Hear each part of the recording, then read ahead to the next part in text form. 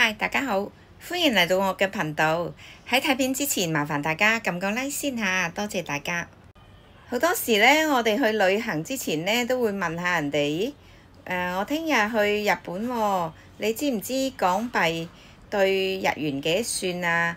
又或者我哋聽日返中國喎，你知唔知美金對人民幣幾算啊？咁周圍去打聽。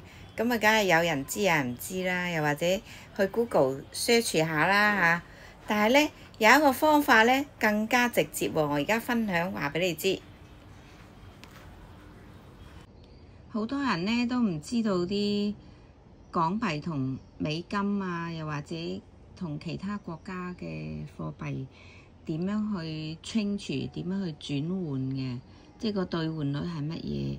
因為成日都會有機會去旅遊咁。其實好簡單嘅啫，呢一個計數機撳入去啦，跟住咧依度左下角咧，依度有一嚿嘢嘅換算啊，咁咧佢就出咗依啲，咁啊依個係 US dollar、USD 即係美金，呢個 HKD 就係港幣啦。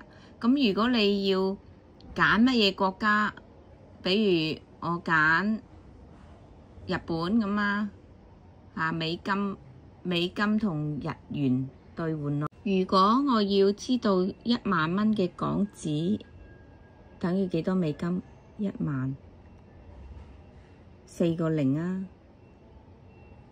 等於1283個7毫2美金，就係咁簡單。咁呢一度呢，如果你想 change 呢，你可以咁樣。撳個交叉，重新輸入。你想轉乜嘢國家都可以嘅，都係撳呢啲去揾，去改變嗰啲國家名。跟住依度呢，嗱，依度有個兌換率睇嘅喎，過去30天。頭先因為我睇到嗱，依度係美金啊嘛，問港幣啊嘛，佢就出咗依個兌換率畀你睇啦。咁係咪好好呢？你學識咗呢個方法未呢？如果仲未識呢，你撳多幾次，操作多幾次，睇多幾次我條片，你就一定識。